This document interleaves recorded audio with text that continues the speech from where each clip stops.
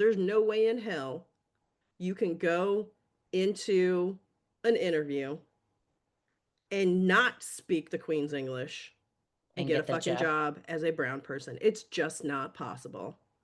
It is not I hear you. possible. Hi, everyone. This is Raquel. Hi, and this is Jennifer. Welcome to Madness Cafe. This is a feminist podcast where we talk about women's issues, politics, and health and wellness. And where those issues intersect. Hey, everybody. Welcome back to Madness Cafe. It's time for another installment of our banned book series. This month's book is Monday's Not Coming by Tiffany D. Jackson. And essentially, this is basically the story of Claudia's friend, her best friend, Monday, not showing up to school, not showing up to junior high school. And basically, Claudia trying to get people to pay attention to the fact that it's not like her friend did not show up. And to also not let Claudia know what's going on and to be completely just not in touch with her because this is a story of two best friends. Yeah, so this book was banned for a number of reasons. Violence, neglect, there's talk of abuse, there's Fuck. there's talk of There's all fucking kinds of abuse. yeah, yeah. There are some descriptions of abuse in here that are very stark. Very, very But stark. do you think a book should be? I think I know your answer, but I'm going to ask it anyway. Okay. So lots of times they ban books because of sexual content or because Mm-hmm. of LGBTQ content, and we know that's wrong, but Mm-hmm. whatever. Yeah. But this is a little bit different. They're banning it because some parents, adults, fear that young adults can't handle these issues of the reality of life for so many people with abuse and neglect and Mm-hmm. violence in their Mm-hmm. home life. Do you Mm-hmm. think we should be banning these kind of stories for young adults? I really don't. I mean, yes, this is a fictional depiction, but Sort of. well, yes, but it's based on or loosely, okay, it draws from two specific stories, things that actually did happen. There's a case in Detroit from 2015 where a woman named, I guess it's pronounced Michelle, it's just spelled a little differently, Michelle Blair, Yeah. who murdered her two youngest children and hid their bodies in a freezer with the help of her oldest daughter. And then a 2009 DC case where Benita Jacks murdered all four of her children, and Child Protective Services and the police department failed to follow up on previous neglect charges or check on the children when they didn't attend school. And then the author also says that there was an experience that she had growing up where a very close friend of hers was absent from school for several weeks, and just drawing attention to the fact that so many Black and brown children and women go missing all the time. In fact, I think one of the stats that I saw was that this is from a 2024 article where it says Black children make up nearly 60% of missing persons cases, and the reasons are rooted in systemic racism, but police data make them hard to analyze. Apparently, there's the way things are classified makes it very difficult for people to analyze the data and find out specifically why some of these children are missing. And a lot of things just get tossed under the umbrella of, oh, they just ran away, just assuming that kids who run away don't want to be found and don't want to be helped. But anyway, it's a very heavy topic, but there are a lot of kids who are living this or something similar right now. If more kids in this age group realized that this kind of thing was happening, then maybe they would speak up And maybe if there were more kids speaking up, more adults would pay attention. I don't know. Yeah. That's my hope. One of the most frustrating things in the book was how much Claudia did speak up. She was Mhm, speaking up all over the place. Even went so far as to go to the police station and say, "My friend is missing." But mhm, I mean, and a few teachers kind of listened to her a little bit, but they let yeah, the ball drop really. They mhm, didn't follow through. They yeah, just they would see Claudia another couple weeks later and they go, "Oh, your friend still hasn't been at school? Well, let me yeah, check on that." yeah, And yeah. then And then it would just like, "Oh, let me go fo- check on that," and then they're off on something else before they yeah. even, like, finish the sentence. Yeah, and no shade to teachers. They have a lot that's going on, but Mhm, it just seems like Claudia's parents didn't really want to overstep their boundaries. right. And I Right, don't know. right, The and whole, I got that a little bit, whole thing of you don't go messing in other people's business, stay out right. of grown folks' business, that kinda thing, Yeah, a lot of that in but there. in a situation where like this situation where Claudia's parents knew that Monday's mom was a frightening character and unhinged and violent, and that Monday was scared shitless of her mother. In situations like that, I'm sorry, but They dropped the the ball. adults in this book, with the exception of maybe one, really dropped the ball on this, and I don't think what am I trying to say? I don't think that's uncommon. I think a lot of adults would be like, "Ugh, you're worrying too much, your friend will be fine," or, "You know what? That's their business. We're not gonna go, traipsing into some family's business, blah, blah, blah." And what do you do? Because there have been situations. Well, in my own family, for example, I found out recently that one of my aunts and my grandmother Mhm, had talks about the possibility that our stepfather was abusing us, mhm. and they didn't step in and do anything. Wow. As a child, I'm wondering, okay, like why? Why didn't they say anything to anyone? But then Mhm, as an adult, I'm thinking, well, they didn't really have any proof. They really didn't know mhm, anything for sure. They just kind of had a vague inkling that maybe. And so, like, where is that line when you, like, how do you approach something when you think possibly a child is getting hurt, but you don't really know for sure? And, mhm, but then the fact that this child was missing is a mhm, whole nother, like, what happened to that child? Where is that child? mhm, mhm. Well, and, like, the number of times that Monday would show up completely bruised, not just bruised, but brutalized, Yeah.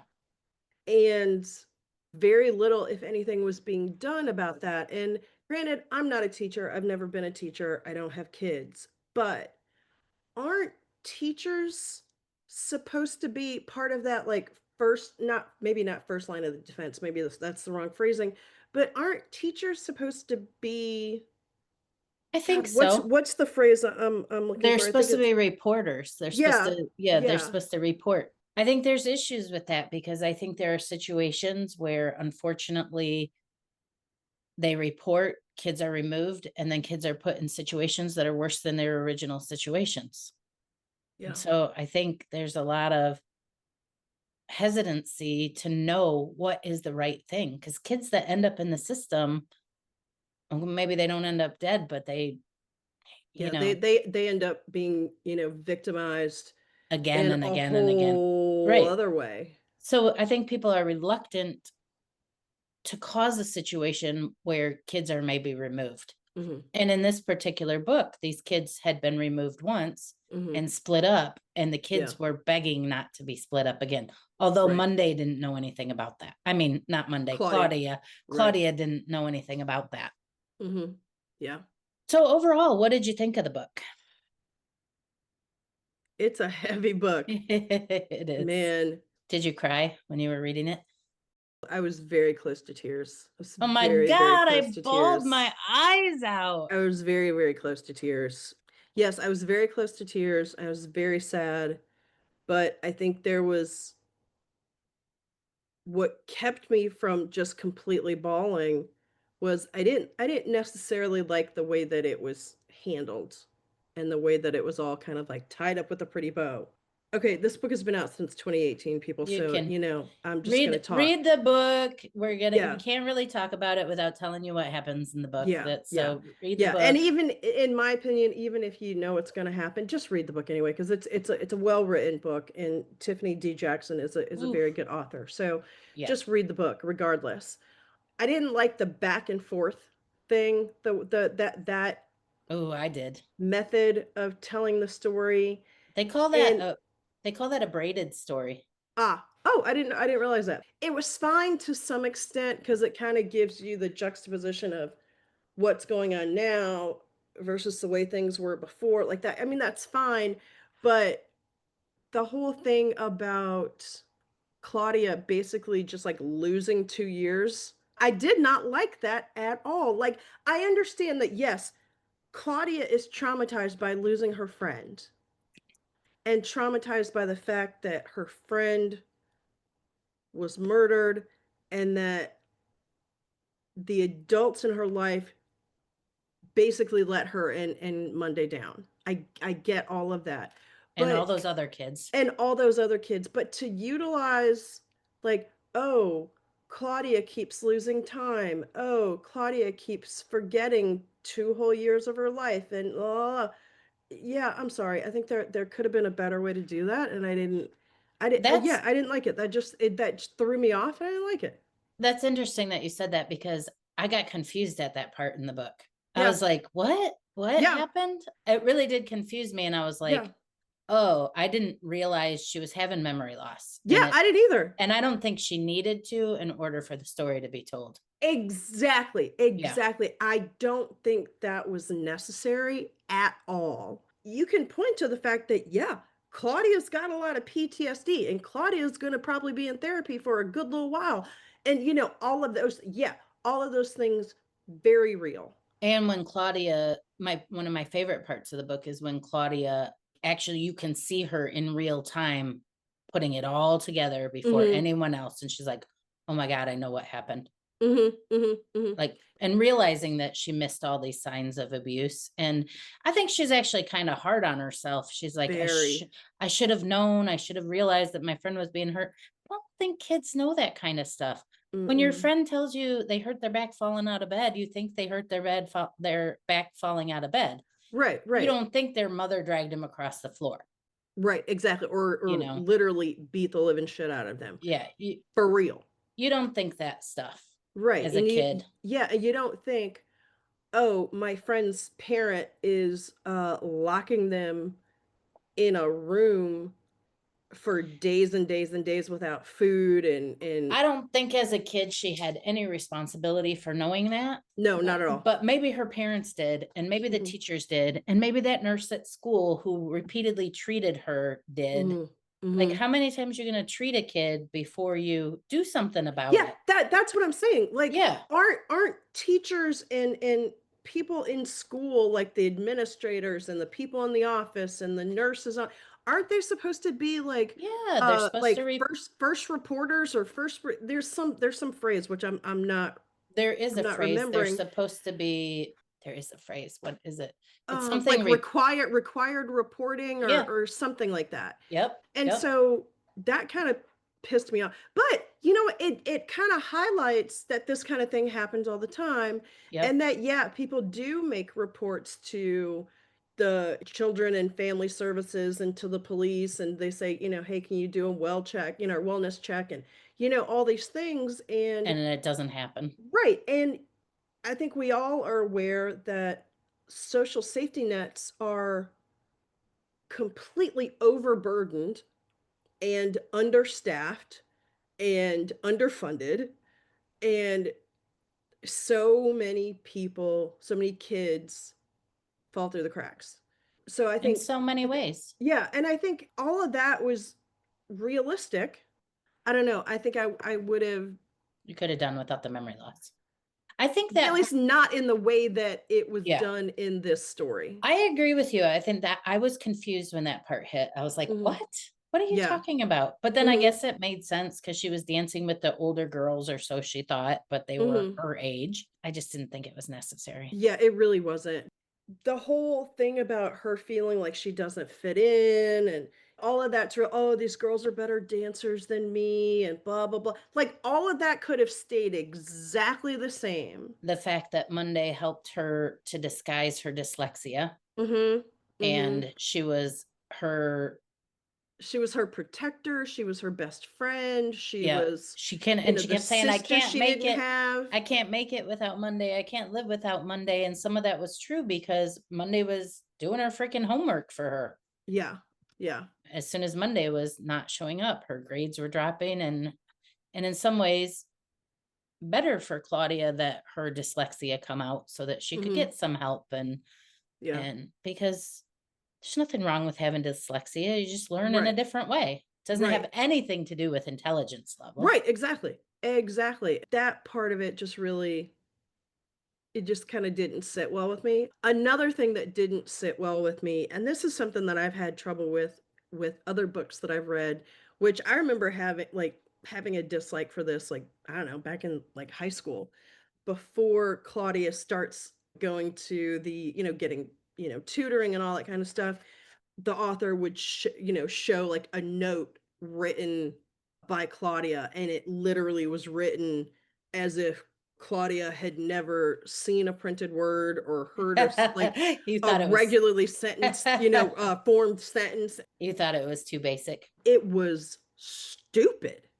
And Yeah. I have a hard time with that. Like I think there's a way that you I can be truthful to the way that somebody speaks and to colloquialisms and slang and all that, and and vernacular, without seeming like you're dumbing it down. And I haven't seen anybody do that Did you that I ever appreciated with did her. you ever read that book, Push? Also a banned I did book. not read Push, but We gotta read it because yeah.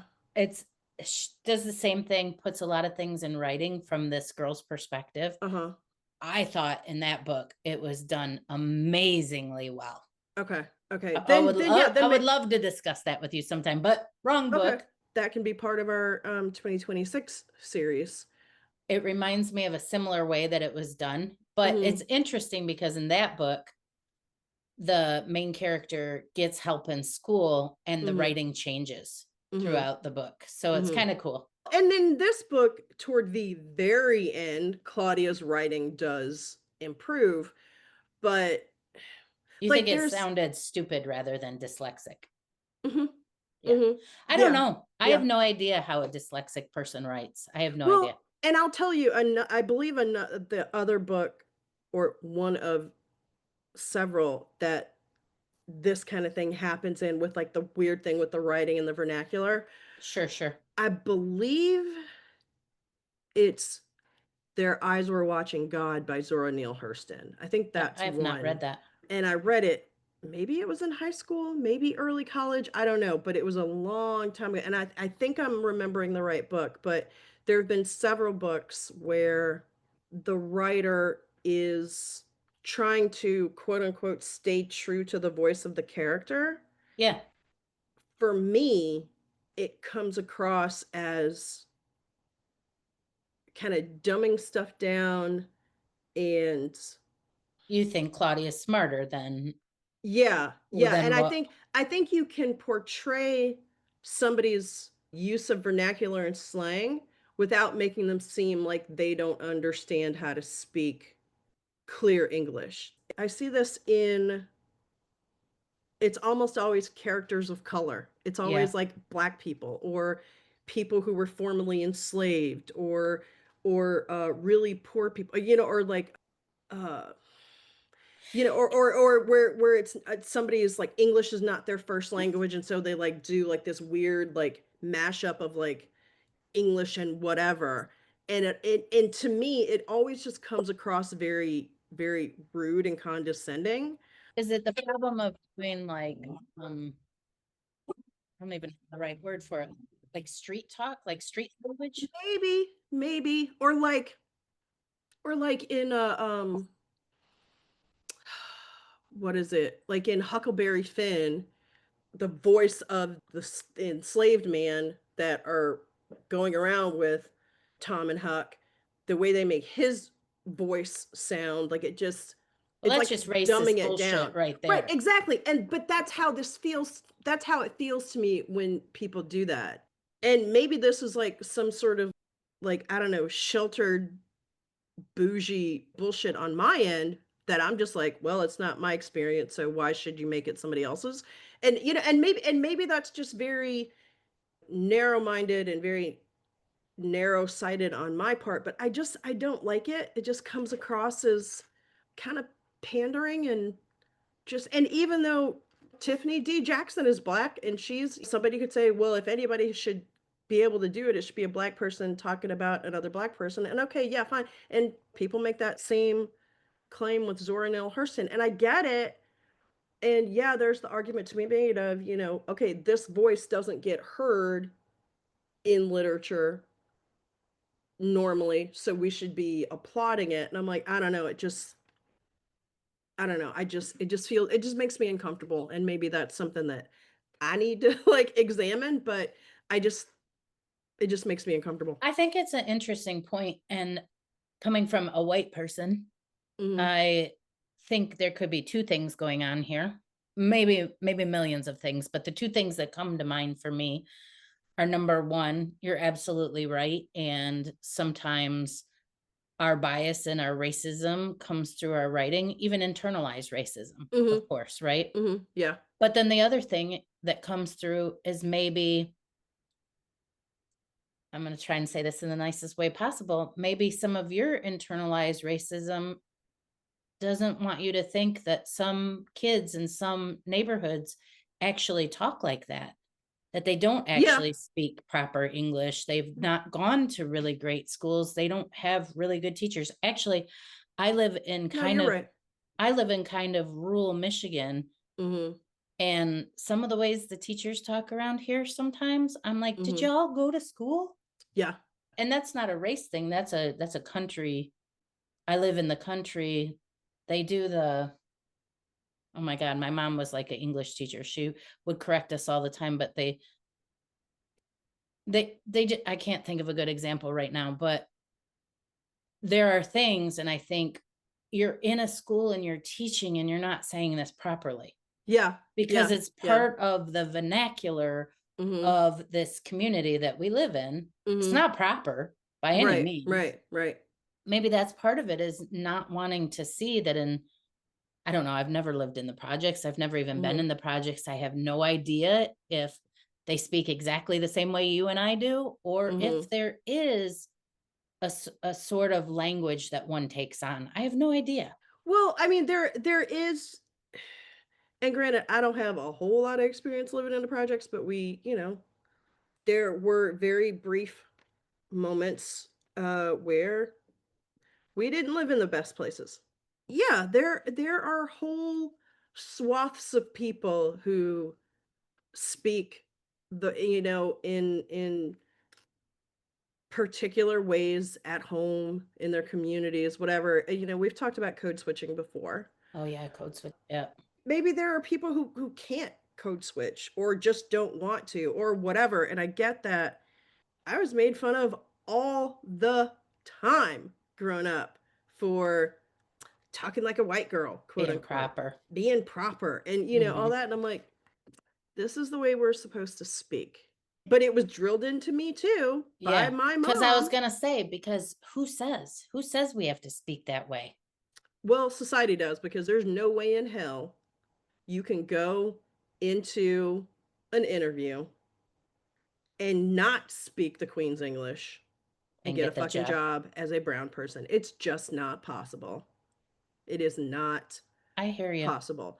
The Queen's English. Yeah, well, I yeah, mean, that's the I way hear it's what you're saying because yeah, this is real. So as an author to decide, okay, I mean, we don't know what her background is, but yeah.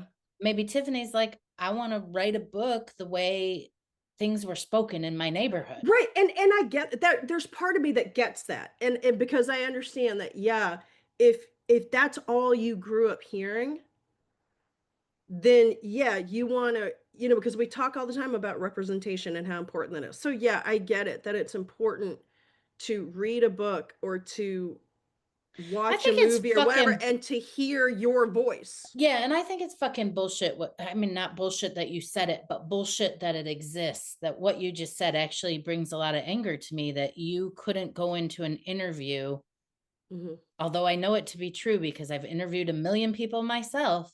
Yeah. And if you're not speaking proper English and all the other applicants are, you're not Mhm. going to get the job. Mhm. It's Exactly. just because, like in my line of business, people are going to be waiting on customers Mhm. and you want them speaking as polished as possible. Right. Right. Right. Right? So, And, yeah, but and it yeah. is fun, but in a way, it's fucking bullshit Mhm. because who makes these rules? Capitalism, Yeah, patriarchy, we know who makes these all the rules. things, And all the then things. so then if you are a kid that grows up in a neighborhood like Claudia, and this is the way your family speaks and your friends speak, what are your shots of actually ever getting out of that? That's why at school, you should learn how to speak clearly and specifically. Part of school is to help you it's to help prepare you for the world and to help prepare you for getting along in the world, right? Or and maybe that's not the right view of school, but that's how I've always thought about school. And I think of it that way too. talk the way you want to at home or with your friends, but at work with So we should all have to code switch everywhere we go. That should just be a requirement. the way the world is right now. Yeah. Well, right now it is a requirement, Yeah. but I Yeah. don't I think that's absolutely the case because n- well, I think of this poor kid Monday who's and there's a real life example, Michelle mhm, Blair in mhm, Detroit, mhm. not that far from my house here, Yeah. but in terms of neighborhoods, so far from my Mhm. house right here, as Yeah. far as you can get.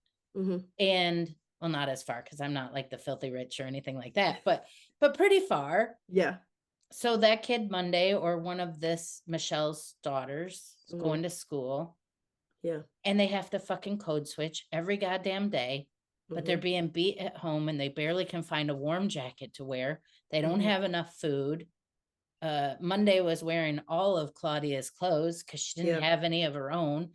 And Mhm. sometimes even Claudia noticed she came in smelling like pee. Yeah. How is that kid supposed to ever make it? Well, she didn't. She died. But our society is so fucking backwards that we expect kids to learn to code switch so they can get a job before we even begin to make sure that kids are taken care of, kids Mhm. are fed, kids are in safe Kids are safe. homes. Yep. We got this fucking backwards. Yeah. Oh my God, I'm just like losing my mind. I have cried like 6 times since I read this book. Yeah. I have just burst into tears scrolling on Instagram because I see something that reminds me, and I know this is fictional book, but it's not that fictional. Yeah. This shit is happening. Kids are fucking starving to death this week in Gaza. They are Mhm. starving to death. Mhm. And we have nothing. What are we supposed to do? I'm a full grown adult woman. I should be doing something. Mhm. Not to take away from what's going on in Gaza, but there are kids right here with all of the cuts because of the, one big bullshit bill.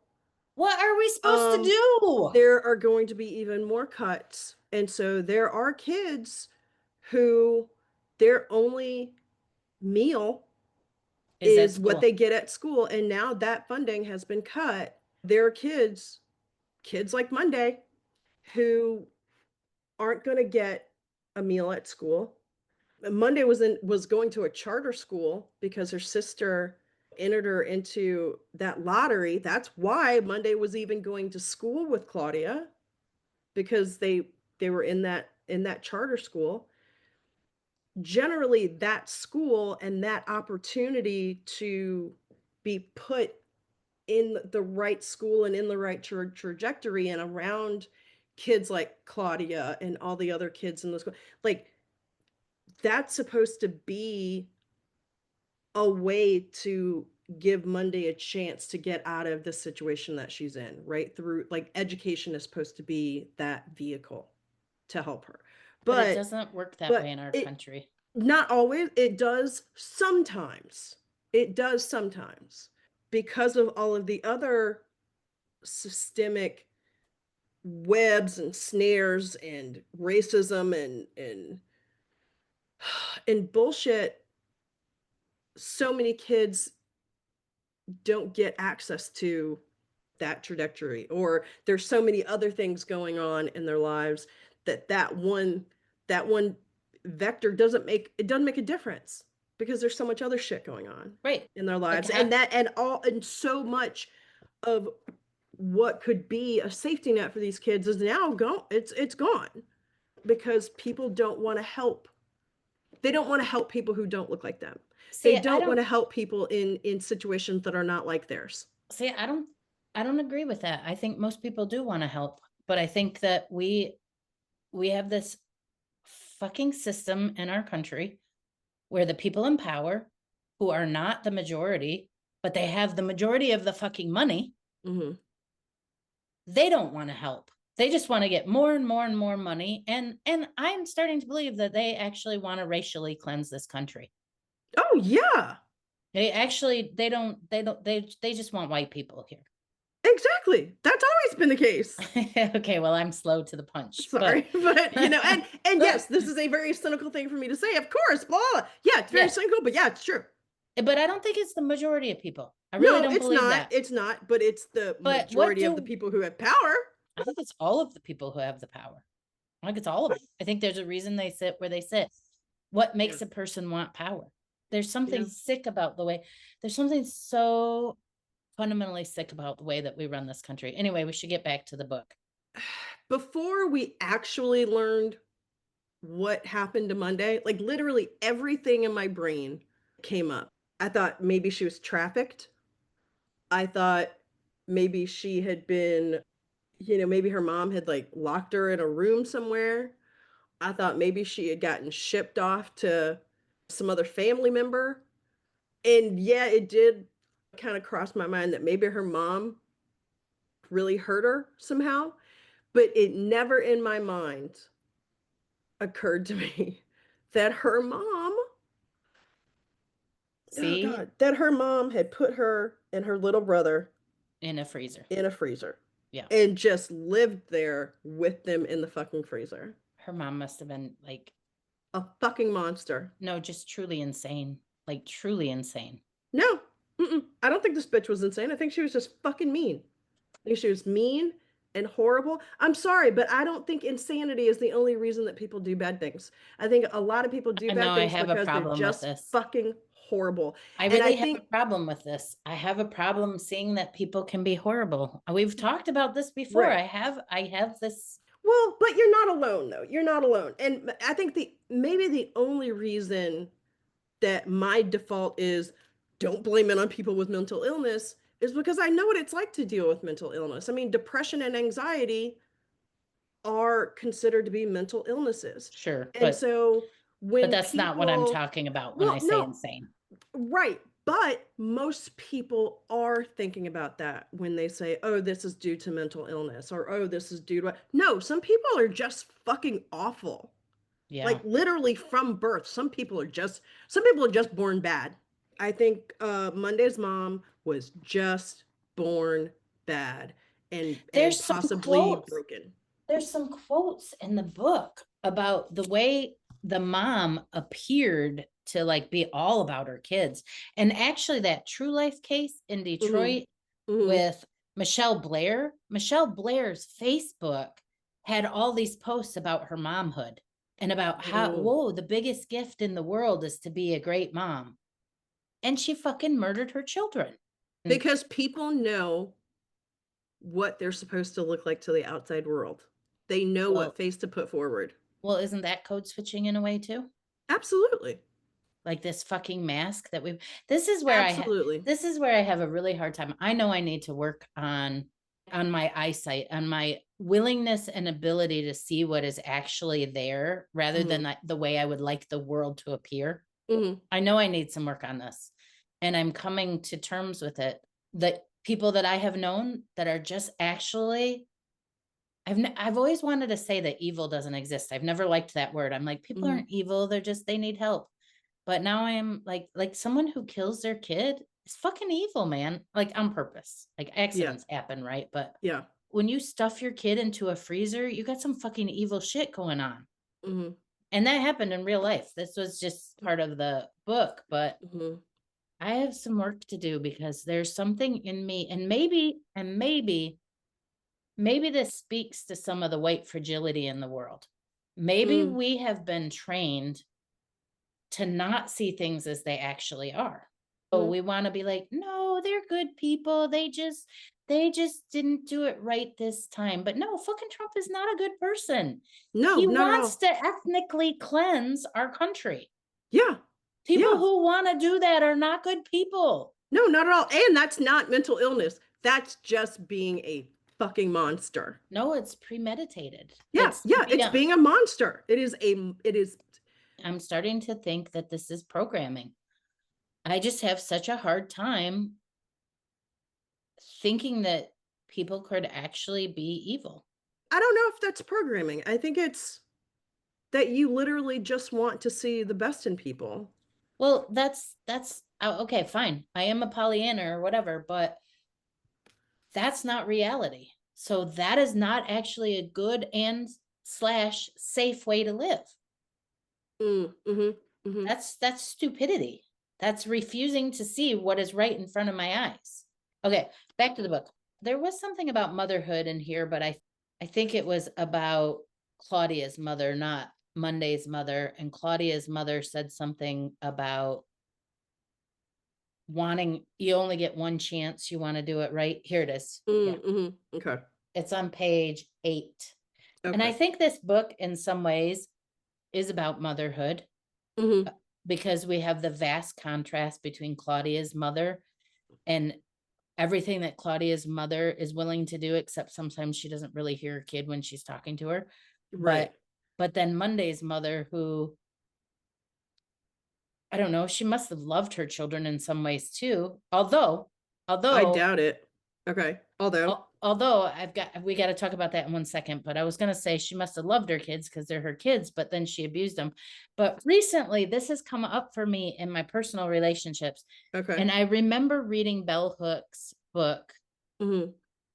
What's the title? Love something, love, the truth about love, Oh, the yeah, yeah, all about love. all about love. The first line in that book says, this paraphrasing because I don't have it memorized, but it says something like, if someone is abusing you, it is not possible for them to love you. And I was Mhm. like, no, I turned that book and I put it away. I'm like, I can't read that book. No, because this has been my lifelong struggle. My brother abused me all the time. And I had Mhm. it in my head that he loved me, that he Mm. loved me. And so Mhm. I couldn't see that he was actually kind of a bad person. This speaks to me in the same way.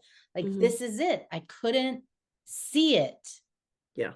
because I wanted my brother to love me. And I'm sure that Monday wanted her mother to love her. And her mother probably said she loved her. And she probably did I hope, she because probably did plenty of parents don't tell their kids they love them, and ever. and she probably did some things that appeared to be loving, but Bell Hook says, and I got to get back and read that whole book because she says if someone is abusing you, they don't love you. Mhm. Don't abuse people that you love. Mhm. And just the truth could be said about ourselves too. If we are abusing ourselves, we don't love ourselves. I tell you, I got to that scene when Claudia figured it out, and I didn't like scream ball, just like silent little tears, like just Yeah. like heartbroken over, oh my God. Mhm. Oh my God, because this shit happens every day in our society Yeah. in all kinds of ways. Families abusing each other Mhm. and calling it love. Or in some cases, calling it their right. And this control over each other, Mhm. and then both of these, the mom in real life and then this mom here, to cover it up, they take their other kids out of school and say they're homeschooling. Oh, I'm Mhm. homeschooling my kids now. Mhm. Well, if that isn't the fucking scariest thing I've ever heard, I don't like the what about those two kids that were living in there living around the freezer with their brother and sister dead inside of it. Mhm. Well, like they said about Tuesday Tuesday, the little girl who survived, that poor little girl is gonna be in therapy for a very long time, if I not hope. ever. I hope she gets that help. Yeah. Yeah. But you were gonna read something on page 8. Oh, page 8. I lost my train of thought. I got so That's upset okay. That's why I'm thinking. here. She's talking about her mom driving her to school Yeah. the first day. She's so Mhm. excited to see Monday because she hasn't seen her all summer, right? And she's like, Mhm. Monday's gonna be there, Monday's gonna be there. And she gets she gets there and she says her mom says, "You only get one shot at your kids, so you need to hit the bullseye in Mhm. terms of parenting." Yeah. Now that I see it, now that I'm looking at page 8, that was the foreshadowing of what it could be to be a mother. Yeah. You only got one shot, right? Yeah. Oof. This was a Yeah. really hard book to read. I mean, I just felt so bad for the kid, for Claudia, because she was just like, "I'm trying to get people to listen to me, nobody will listen to me." Like, what the hell? I And even go to the Mondays, cops and the cop you're supposed to go to the like, people always tell you, "Look for the helpers." She yeah, went right to the helpers, she and went to they all of them, and yeah, she and wasn't good they at speaking up, and she went to all of them. yeah, yeah. She And literally was like, "I have to do this for my friend because I love my friend and I know something's wrong." And nobody would listen until it was just too fucking late.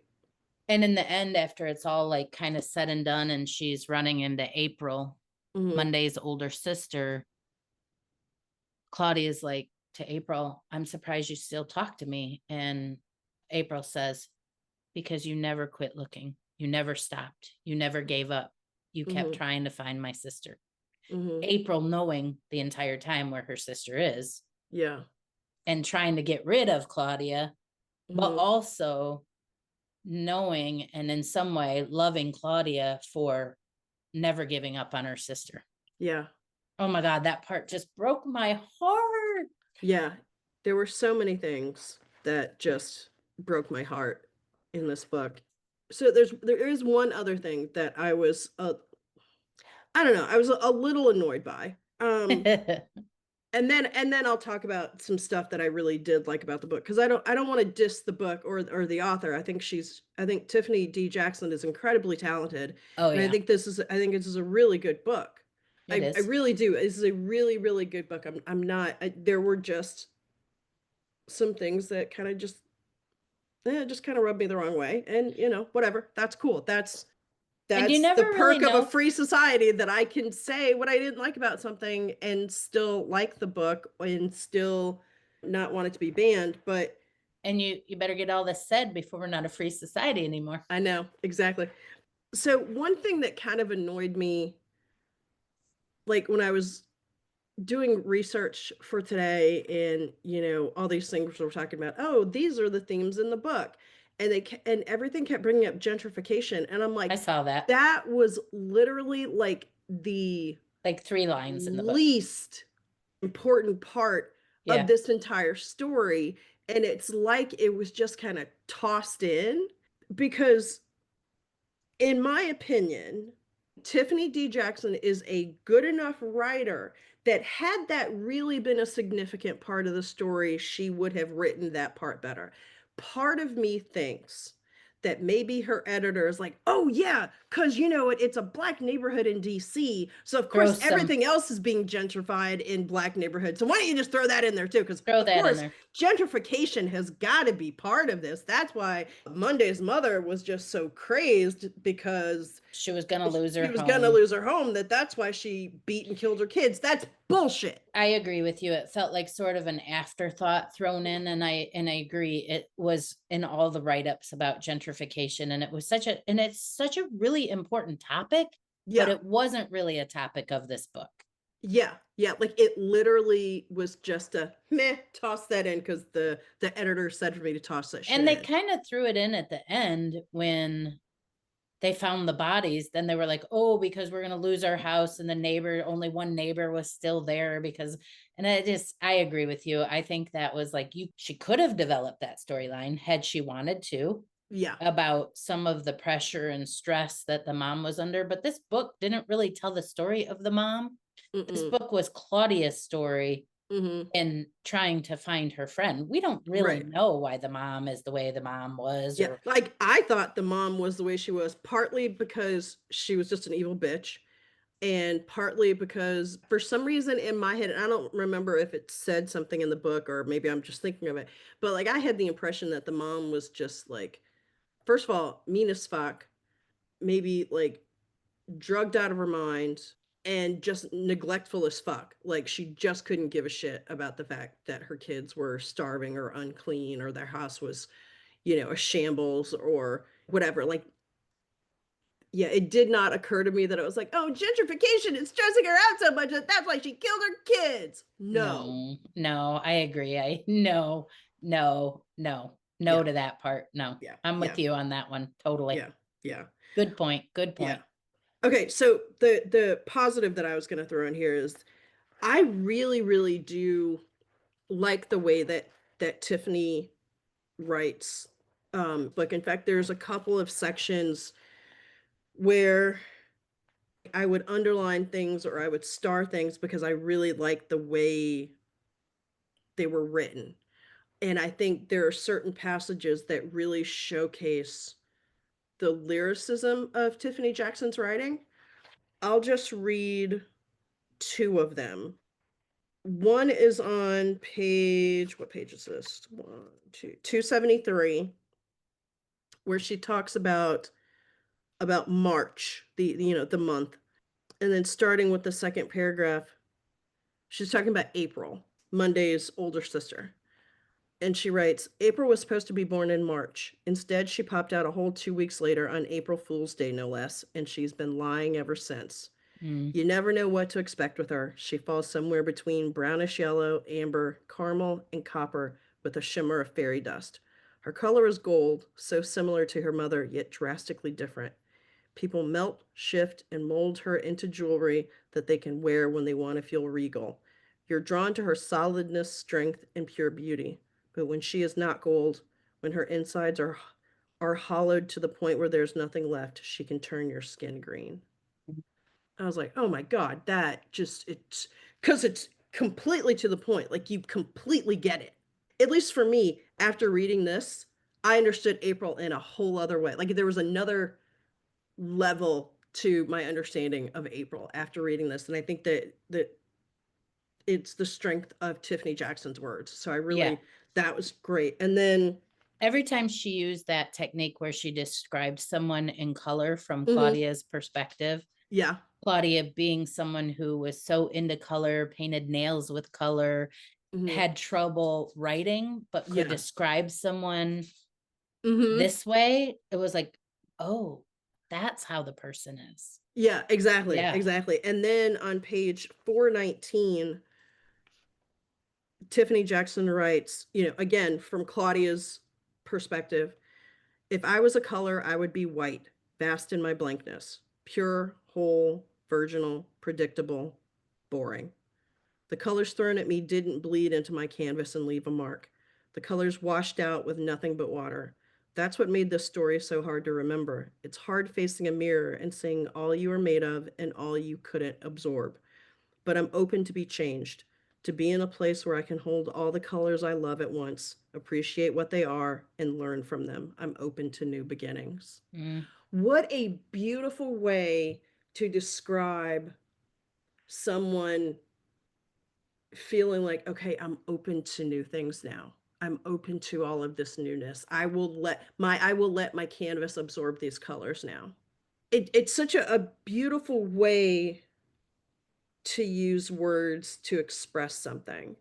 I've talked about this in other books that we've read, that there's a way that a writer can utilize words and can string words together in such a way to convey what they mean without like hitting you over the head with it. These two passages are just two examples of many in this book where I think Tiffany Jackson's talent really, really shines through. it's because of that talent that the other things annoyed me so much. In my opinion, those other things don't rise to the level of what Tiffany Jackson can do and what she does do in this book. And isn't it an interesting thought process to wonder what was from Tiffany or what was from her editors or Mhm. what, because we don't know. Who knows? Yeah, yeah, Very yeah. interesting. Very Mhm, interesting. I'm assuming you're glad we read it. We always say we're glad we read it. I don't mhm. know if, I guess I'm glad I read it. I I could do without it in my head, but maybe not, because maybe as opening up these eyeballs to see the world as it is, maybe reading this is really good for me. Maybe if I Right. had read more literature like this as a teenager, Mhm. maybe it would have been good for me Yeah, to yeah, see and that I to I see think that that's moms do that to their kids. Like I have a hard time with that. right, right. Well, and, I think that's part of the point of reading in general is to open your eyes and your world to something that you wouldn't necessarily have experienced on your own. It is a heavy book. It's a heavy topic, but I think we're supposed to talk about this kind of stuff. Agreed. We should know that these things are happening so that we can be on the lookout for them and figure out how we can help. Yeah. I would love for us to find a guest to have on the podcast to say, "Hey, if you're a mom and your kids' friends come over and you have a twinge or a feeling and something's not right in their homes, or if you're a teacher at school or a counselor and you have a Mhm. twinge, what do we do? What do we Yeah. do?" Yeah. No, Because no, that's a good point. That's a good point. Yeah, we could absolutely look for a guest who could speak to that. And listeners, if y'all know people yeah, what do we who do? can speak to this sort of thing, please send us their information. We would be more than happy to reach out to them and have them as a guest on the show because having this information in your head that these things happen to people without having a realistic solution, like, okay, now I know these things happen now, what do I do? It's important to have balance isn't really the right word, but maybe it's to know that there is something that can be done. It's not hopeless. Yeah, back to this situation with my mom and my first stepfather and my grandma and my aunt thinking maybe something was going on. You Mhm, can almost see their hesitancy to say anything because they're like, okay, what if we accuse him and we're wrong? mhm, Or what if we say something to my mom and she won't talk to us anymore and then we never get to see the grandkids? There's a lot of right, fear around that kind of thing. But at the same point, maybe risking uncomfortability for the sake of a child's safety, I don't know. We need to learn ways to put things on the table and put them out in the open because there are so many kids that are being abused. I mean, we talked about it a lot in the high control religions. How many little girls are getting abused and nobody's mhm, talking about it because mhm, nobody wants to accuse anybody. right, It wouldn't have made for a good novel, but we could have had a much different story here if mhm, the nurse at school had sent someone to the home, or maybe she did send someone to the home. Maybe that's why they got removed the first time. yeah, But when you see a kid who's repetitively being hurt, mhm, what do you do about that? And Claudia's mother must have had some inkling with the clothing and the bruises and the, mhm. you know, Well, and she had met Monday's mom many times, yes, so and and they and there was always the sort of the description of Claudia's mom's disdain bristling at disdain for disdain, her. yeah, for Monday's mom. So, yeah, Claudia's mom knew. She knew something wasn't right. She She knew. knew something wasn't right. Yeah, Yeah, yeah, definitely. And what do you do in those cases? Like, what do you do? mhm, I yeah. don't think as a society we really know what to do. We I don't don't. I don't think we've cracked those questions yet. Right, right. We really haven't, because it's so much more nuanced than our systems will our systems are not built to handle nuance. No. And if Claudia's mom had said something to Monday's mom, then Mhm. Monday wouldn't have been allowed to hang out with Claudia anymore. Mhm. And then, like, the just, you Yeah. know, we just don't, we're not set up. But that doesn't mean we give up trying, Right. right? Exactly. We gotta come up. I think we need to find a guest to talk about this a little Yeah. bit. Yeah. And actually this brings me to, there's a passage on page 421.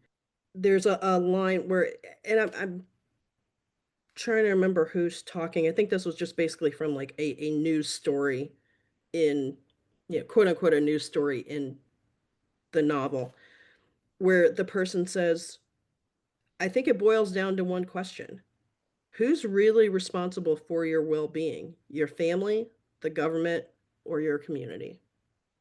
Yeah. Yeah.